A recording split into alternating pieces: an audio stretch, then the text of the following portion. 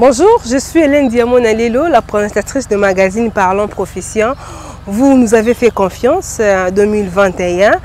car à travers notre magazine, vous avez découvert le professionnel, leur vie, leur réalité, leurs difficultés. Vous avez découvert ça à travers ces magazines. Nous sommes à la fin de cette année. Nous nous sommes dit, avec notre équipe, on ne peut pas rester comme ça, on ne peut pas rester calme sans vous dire merci car vous nous avez fait confiance. Vous avez aimé ces magazines Parlons Profession. On vous promet en 2022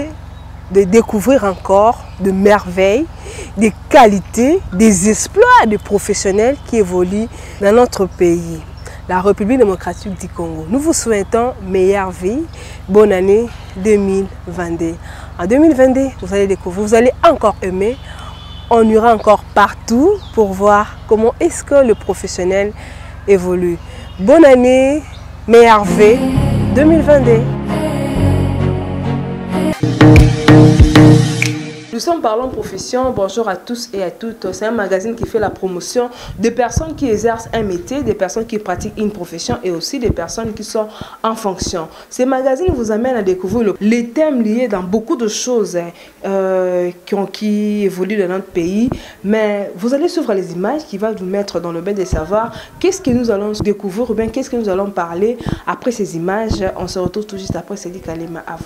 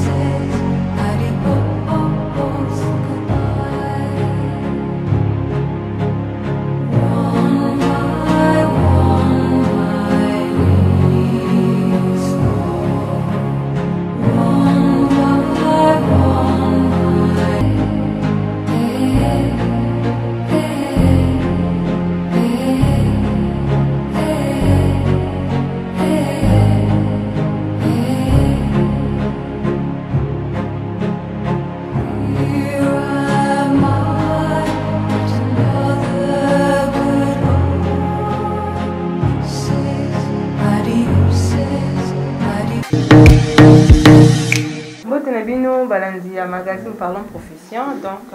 moi nous avons la cache pour la vraiment quand ils ont bien été bazo bela bela à travers magazine autour de la cana docteur Albert Mukengo autour le vraiment ma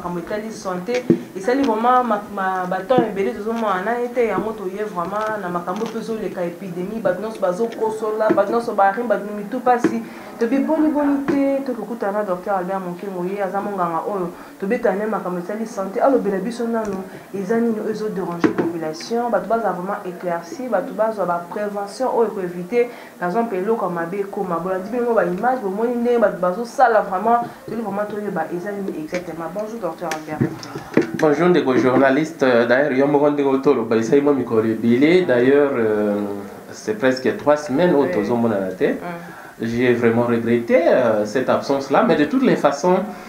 chaque fois que au Benga Kabiso na Parlons Profession, nous sommes disponibles pour na kolobela ba congolais et là on est au singil ko sala pour na ko prévenir makono parce que biso awa eza spécialisation ya médecine awa tozolo bela makamba santa bato et voilà les social les médico-social des congolais ndenge ni toko sunga bato ba éviter pour na ko prévenir makono mususu parce que maladie c'est sa fatalité. Ah oui, c'est ça. Donc ezala makono toko ko éviter yango na moyen de prévention notamment en éducation sanitaire au tozo pesa na bato ou eza spécialisation mobima la santé publique tozo pesa na bato po na ko prévenir makono oui bi devise ya médecine eza mieux vaut prévenir que guérir. C'est comme ça parce que son tabeli déjà c'est difficile que abika mais soki azana on a beaucoup noté c'est déjà une bonne chose. Il faut qu'on protéger qu'on garder santé. C'est pourquoi tozalaka na médecine tozalaka na soins de santé primaire. Dans soins de santé primaire, ils ont la rubrique Misato. soins préventifs pour la prévention, notamment à travers les vaccins, soins curatifs, où il y a pour soigner les malades à partir de médicaments, il y a des interventions chirurgicales, bongo, et puis des soins promotionnels, où ils ont rapport à battre déjà l'état de santé, où ils ont notamment, et puis pour la rééducation,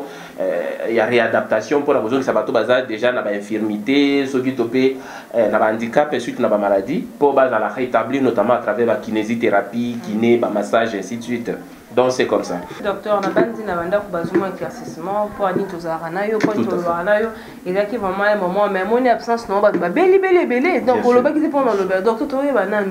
le monde a le bat, oh, maman penazaki victime, donc, kosu, courbature, moutou passi, batou vraiment, baza, se confondre, donc, voilà, il y a vraiment des coronavirus, ne pas le question qui 4e vague, parce que, oh, les autres, on a pas bébé. Donc, on a pas bébé, bazo, kabami, tout passi, kosu, gorge comme sec. Vraiment, il y a un médecin au niveau de la santé publique. Il y a exactement D'accord. Avant pour la Kobanda, on peut permettre quand même de souhaiter une très bonne fin de l'année 2021 et pas les Congolais. Mokonjambo kapé ba Congolais nyoso bazolanda biso ezala na Kinshasa, ezala na diaspora et surtout bande ko na biso à Brazzaville na Angola. Pona koloba que omoni mikolo yuti koleka to be mikolo tozo traverser toza na période où tobengaka transitionnelle pona ba climat. Omoni awa toza na Afrique centrale spécialement toza na 2 climats. Toza kana climat chaud, notamment Nangonga ya Elanga, tobenga saison sèche, et puis na climat humide, lokola Nangonga ya Mpela, auto traversée siko tolingi to longwa na Mpela, saison de pluie, to kota na saison sèche. Et puis transition wana nde ememelaka biso tobenga des maladies saisonnières, notamment la grippe saisonnière. Alors, ils ont coïncidé na coronavirus, ils ont monana localité, ils ont coronavirus, mais en même temps, ils ont eu grippe saisonnière, mais mingi pas na biso na République démocratique du Congo, tous na potote bango bazana 4 climats, kuna bazalaka na ba climat local, surtout na hiver, ndenga malili koleka, bango kuna baza na ba congestion nasale pe ba extrémité zaka refroidi tellement. Bazaka na sensibilité wana ya ko développer ba grippe oya bango plus grave que ba grippe oya biso awa. Donc et d'ailleurs coronavirus ezalo ben moko na ba grippe. C'est une IRA hein loko lo ba santé publique na surveillance épidémiologique et bengamaka infection respiratoire aiguë hein? Alors coronavirus ezo ben moko na ba infection respiratoire aiguë. Mais oyo siko eye na gravité à makasi voilà eye na gravité à makasi mais et pas na biso grâce na biso ezanini malgré que toza na ba fièvre saisonnière o tozo transiter ba période wana kolonga na saison de pluie potoko za na saison sèche ezo sala que période wana grippe saisonnière ezalaka na France pour ba grippe saisonnière et bon makaba tubelé plus de 5000 personnes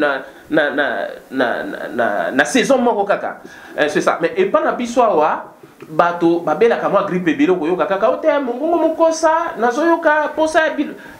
goût ya biloko ezali souté et puis nazo ba courbature nazoyoka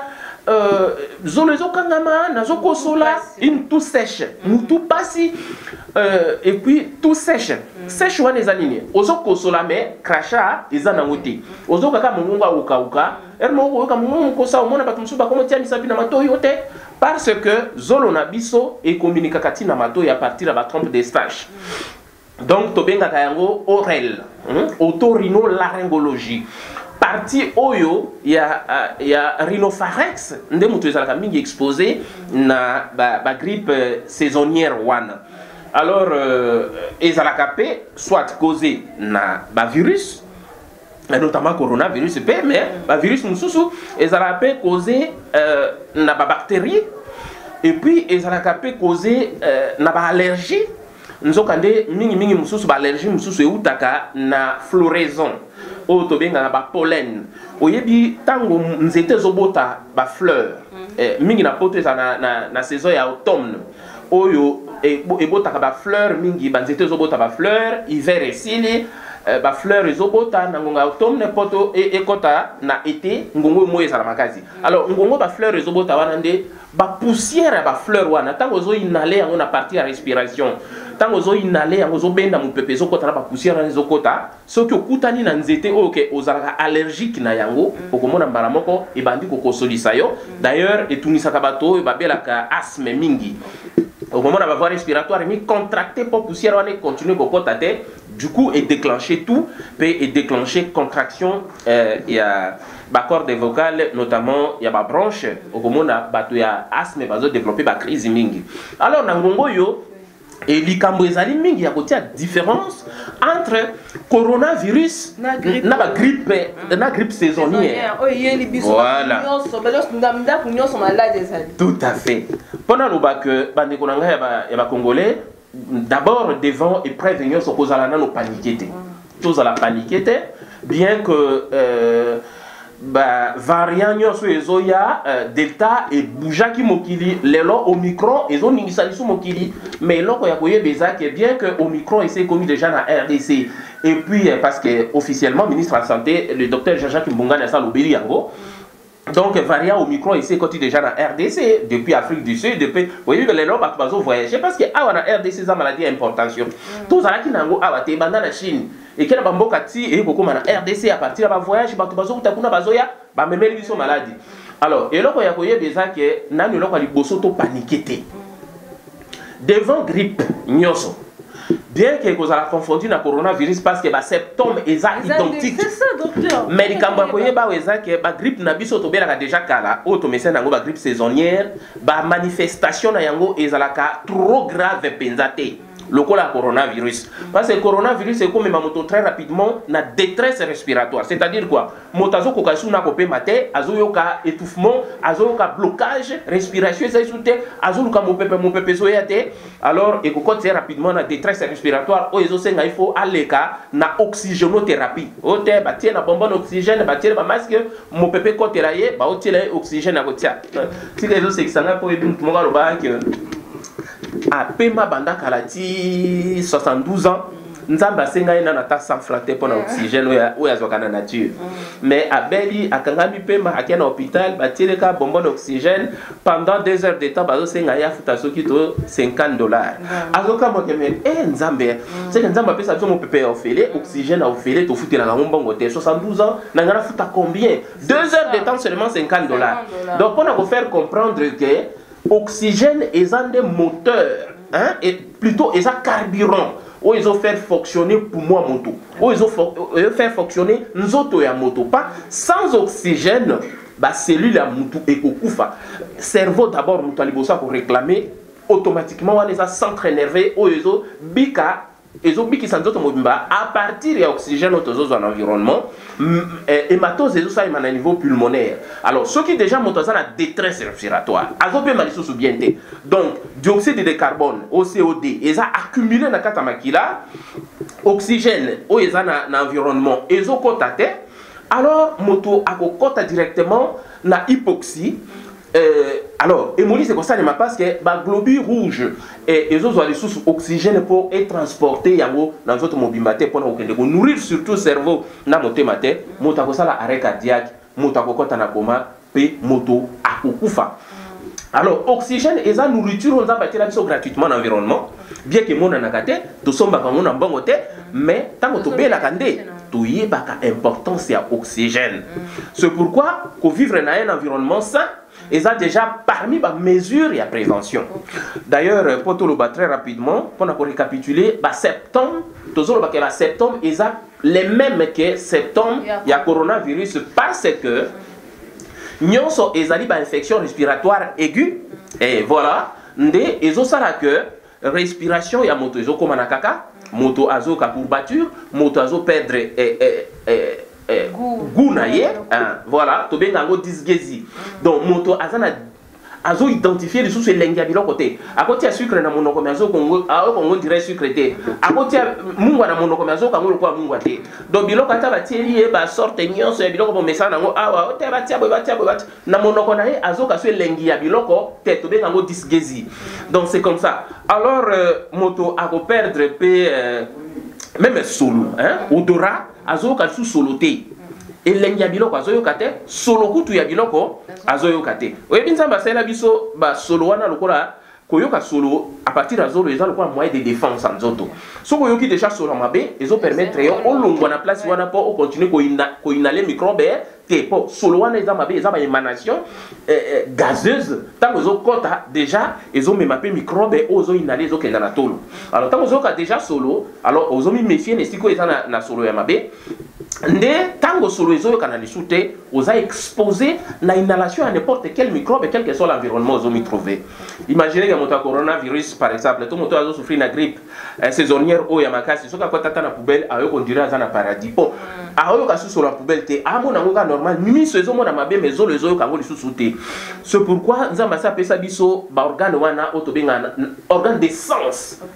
na nzoto ya motu pour détecter environnement ni nazobika zolo eza un organe très important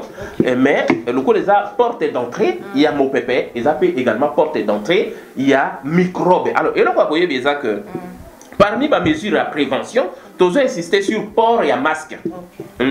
parmi les mesures à prévention et à la coronavirus et à la grippe saisonnière il faut toujours que ça là masque et protection pour éviter yo ou inhaler mon pépé ou ils ont pas pour être contaminé. Ça c'est de 1. De 2, il faut qu'on se relaxe régulièrement ma boko. Au moins il dégrade c'est l'autre opération porte ma boko tête. Depuis tous au monde on a bonjour. Ils ont permettre biso ko éviter qu'on manipuler ma boko ya mutu mususu soki azana grippe wana amisimba izolo. Oyebi que grippe wana esalaka rhinorrhée hein otobengaka écoulement nasal. Tango écoulement nasal les autres a tendance à se moucher à tout moment à simba bazo na maboko alors ce qui au PC mbote na luboko ozui yango osimbi pe oyayo et contaminé yo et là comme ça peut avoir beza pour même la lunette ndena la tiboy donc lunette eza pe barrière o ils permettre que au protéger miso na yo parce que motako lo baba gouttelette hein et à salive et ko ko te lo pe na lisu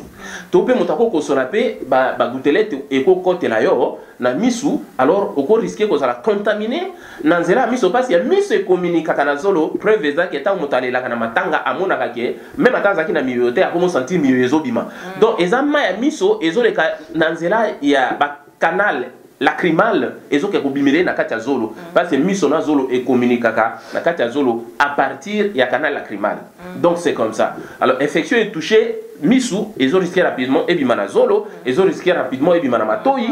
ezo risquer pe ekita na monokope ekita na kati ya poumon ko kita na yango na kati ya poumon de oyo e provokaka pneumonie topé bronchite topé bronchopneumonie et koko kende même ti na BPCO auto benga bronchopneumonie chronique obstructive mais à tout ça on a cadre ya ba infection respiratoire aiguë oyo ke soke koterio lelo lobi manifestation bandi donc c'est comme ça qui malam vraiment la bande nda ko pas comprendre le monde d'abord panique ndo ici batuke ba paniquer te ba bangate eza grippe saisonnière to comporte confond dans monter na coronavirus ba ko mi ko banga batu donc docteur siko na ba prévention na so no PCB so batu obi ke to zana kin abat balungo sa ma ndenge na bango alors ki muninga bi ah te faut za confort de to ki mutu pas bongo zo confort pakola zo vix pakola zo ki sentel pakola et automédication et matière sous makasi okobi sa batuni na bato bon ça automédication au lieu ba ya directement à l'hôpital parce que ça grippe moza saisonnière pour ma soko au combattre ma casté et comme même là makambo ebelo o le bon asima bato ba retenir mais ba sala nini te on tout sentir déjà mutu pas wana o qui déjà gorge non comme sec donc soko respirer bien te yepo na moni zaka coronavirus comme ça ba kisi na ndenga na ya zo ba puta zipi ki ami to kisi na kati pour biso to ba bokoko ba sala bokoko mais ba zo bossa il faut pas qu'il faut voir qu'est-ce qu'il faut faire bon et là on va que Parmi ma méthode, il y a pour ralentir l'effet wana, qui est une complication, na lingana l'bapé topé ma mesure barrière,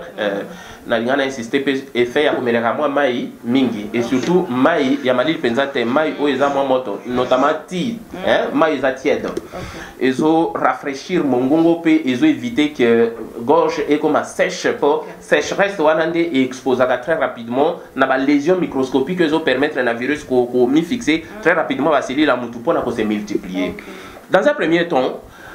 respecter ma mesure barrière, mais et là quand il ça la pèse que tant vous constatez déjà que grippe wana est touché yo, tous autorisé automédication mais là quand vous voyez déjà que dans ma pharmacie de famille au zakanango wana mingi kozanga vitamine C te pona ko sise mingi kozanga pe paracétamol te pona ko kitisa fièvre po oyebi que chaque fois que moto azoyo ba grippe wana touchaka mutu ayoka pe moi ba fièvre wana kana tout à fait tout à fait na pharmacie à famille wana ba ki c'est simple lokola moi vitamine C pona ko sise po ils ont renforcé eza antioxydant yango eza kana pona ko renforcer immunité mutu pe ils ont empêché que microbe ezwa le dessus sur nous autres motopo est neutralisé à belle macasité. Alors et donc quoi moi paracétamol pour refroidir parce que ça la gamine va fièvre mais conseil la babilo pourquoi bah sinda ce n'est pas grave mais ils a traitement que moteur ba ke ba na sinda zo ki sinda na biki na déjà non parce que et pour même on a pas complication surtout ce qu'on bandi qu'on constater que au meli moi aussi c'est moi vitamine C na yo et donc continuer et puis au meli qui moi ma moto na yo topé au meli qui moi sinda quand yo bomé ça na on met la régulièrement na mona ba to met la sinda lokola ti c'est comme ça mais ce que on sentir que au bandi ko comme na détresse respiratoire c'est-à-dire au kokasu ko pe ma bienté topé zo le comme complètement ko kangama topé fièvre comme matamaka si mongongo e comme na difficulté au to be la dysphagie donc moyen même on met la biloko et ça te so met la biloko o ko dire zo serré qui m'embang no hôpital so na fondation Albert Mokyo to ko yamba bras ouverts pour na ko lukelo solution oyo eza vraiment effective au se rétablir mais et là comme sous ya koyeba eza que na façon na biso ya kolia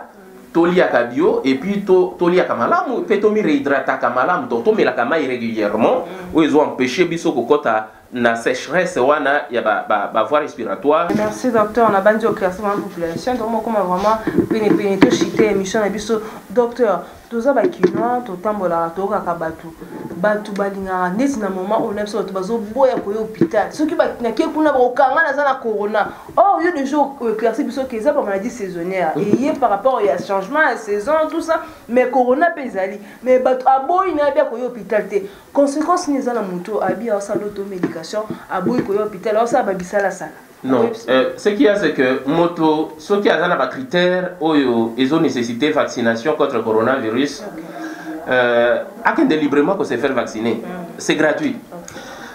En dehors, ce n'est pas obligatoire, mais c'est gratuit et c'est disponible pour tous les Congolais. Et puis c'est gratuit, c'est pas payant.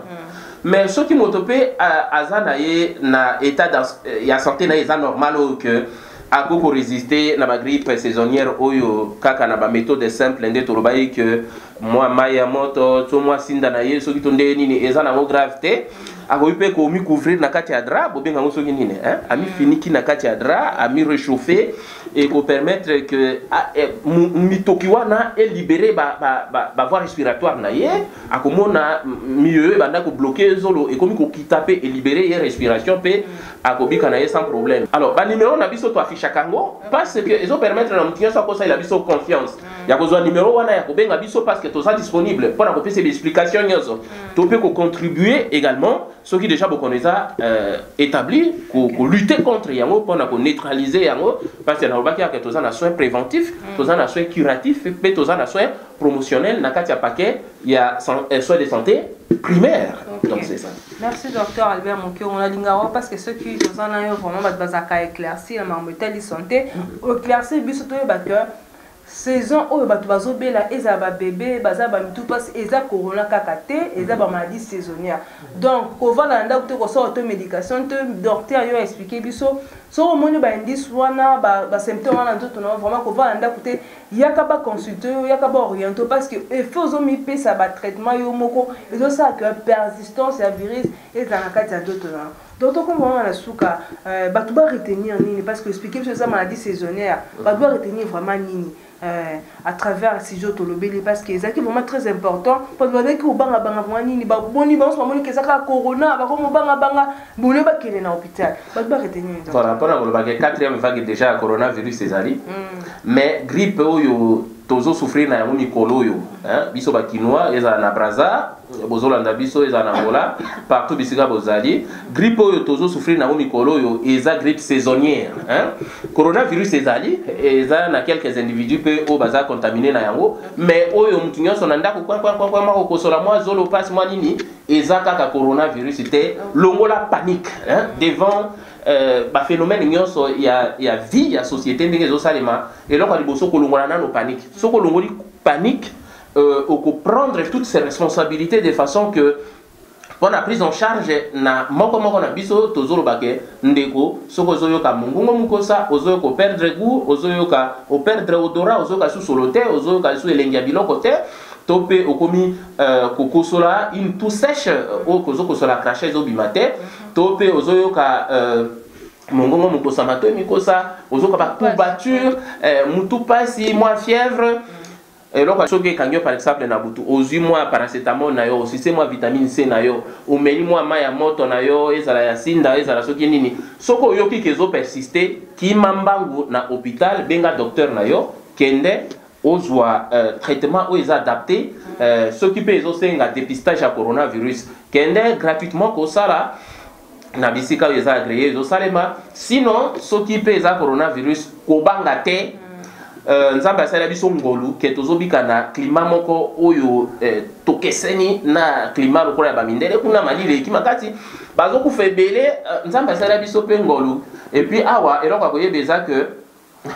tokufa na corona biso ba malaria ba typhoïde ainsi de suite mais oya bango pe coronavirus ya mwana pays mais oyo nzamba sala biso mwa ngolu quand même que biso tozo résister nango quand même mais to lâcher te ke ote bon lokola coronavirus tokufa nango penza mingi te to kwakisa na biso kaka non vie moko ya ba congolais ils ont compté pour na biso surtout Fondation Albert Mokengo devise na yango ezali il n'est pas bon d'être heureux tout seul il est temps de vivre pour les autres donc la linga les autres tout simplement liya kana bato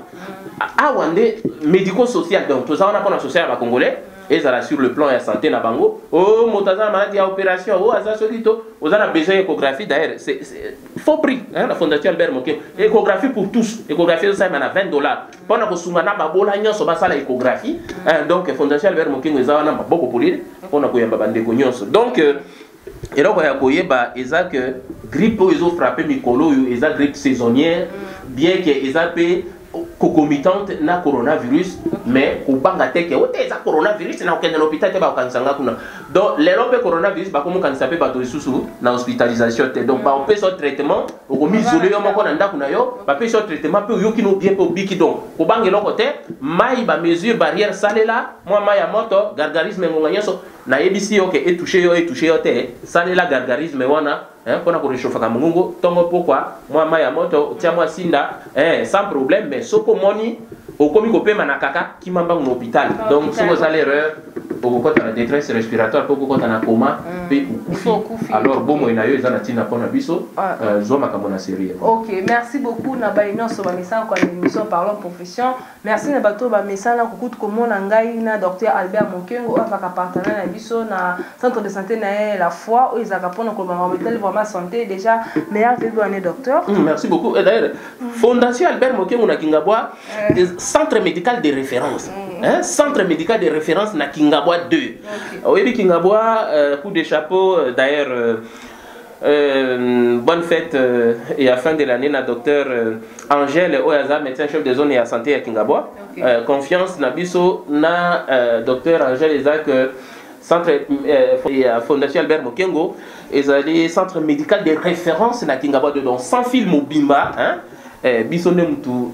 centre médical la forme tezo coiffé et à Fondation Albert Mokengo pour na kosunga ba congolais na makambo etali santé là. OK, merci docteur, on a fait son meilleur fait déjà parce que tout est la fin de l'année. Bonne fête bonne fête bonne année malgré tout ça mot était parce que Baptiste barrière et ça là meilleur fait bonne année na ba union so batala la émission na biso ba union so ba na Fondation Albert Mokengo ba union so ba pour se faire consulter na centre de la foi eux ils dit na Kingabwa TP na avenue Yoalo la numéro 6 5 numéro 5 voilà. Numéro 5